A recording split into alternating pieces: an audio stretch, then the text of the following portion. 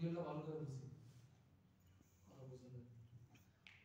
100 into 320 equal to যাই বাংলা জায়গায় তো 30,000 টাকা দিচ্ছে, খাইছি এত টাকা দিচ্ছে আমার, আমি এটা বুঝি এই জন্য সুবহানাল্লাহ জোরে আসতেছে। এটা তো বুঝতেছি না, বুঝলো কম বুঝতেছি। মানে আমার নবী বদর যুদ্ধে বালু মারছে, মাটি মারছে, আর আমার আল্লাহ বলছে আপনি মারেন না, আমি মারছি। সুবহানাল্লাহ, সুবহানাল্লাহ। ঠিক তেমনিভাবে রাজত্ব ঘোষণা করা হয়েছে কার? আমার রাসূলের শানে। কিন্তু দৃশ্যত হযরত আমির মুয়াবিয়া রাদিয়াল্লাহু তাআলা রাজত্ব কি করছে? ইসলামের কায়েম করছে, রাজধানী ঘোষণা করছে শামকে। এই মূলত রাজত্বটা কি? আমির মুয়াবিয়া ঘোষণা করছে, মূলত আমার রাসূলের ঘোষণা। সুবহানাল্লাহ, এটা বোঝা যাচ্ছে। সুবহানাল্লাহ, এটি হলো প্রেমের সর্বোচ্চ স্তর। রাজত্ব প্রতিষ্ঠা করেন আমির মুয়াবিয়া রাদিয়াল্লাহু তাআলা, আর আল্লাহ পাক ইরশাদ করেন ওই রাজত্ব আমির মুয়াবিয়া নয়, বরং প্রিয় নবী সাল্লাল্লাহু আলাইহি ওয়াসাল্লাম। সুবহানাল্লাহ। এখান থেকে তৃতীয় যে বিষয়টি আমরা জানতে পারলাম তা হলো আল্লাহ পাক তাওরাত শরীফে তার প্রিয় নবী সাল্লাল্লাহু আলাইহি ওয়াসাল্লাম প্রশংসা বর্ণনা করেছেন, যাতে আমির মুয়াবিয়া রাদিয়াল্লাহু আনহু রাজত্বের কথা উল্লেখ করা হয়েছে। এবং আল্লাহ পাক কোরআনে পাকে ইরশাদ করেন ওয়াতাকতুমুল হাক্কা ওয়া আনতুম তা'লামুন, কাজে লিমান তখন বাদ, আর দেখে জেনে সত্যকে গোপন করো না। অর্থাৎ আমি আমার প্রিয় নবী সাল্লাল্লাহু আলাইহি ওয়াসাল্লামের যে প্রশংসাগুলো তাওরাত শরীফে বর্ণনা করেছি সেগুলো গোপন করিও না, সেগুলো আলোচনা করো।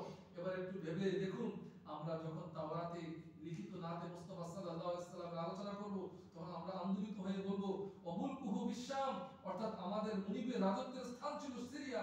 তাহলে একটু বলুন, এটি কার রাজ্যের আলোচনা করা হচ্ছে, কার রাজত্ব বর্ণনা করা হয়েছে? এটি হযরত আমির মুয়াবিয়া রাদিয়াল্লাহু তাআলা সম্রাটের আলোচনা করা হয়েছে। সুবহানাল্লাহ। একজন বুজুর্গ ব্যক্তি আপনাকে বলছে, বেটা আজ থেকে 10 বছর পর আল্লাহ তাআলা তোর একটা ছেলে দিবে। কি দিবে? কথা বলেন।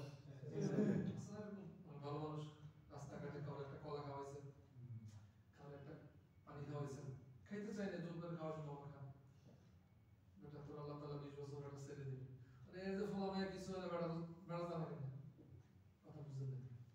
তো ছেলে মেয়ে নাই, বেটা বলতেছে কি 20 বছর পর তোর একটা কি হবো?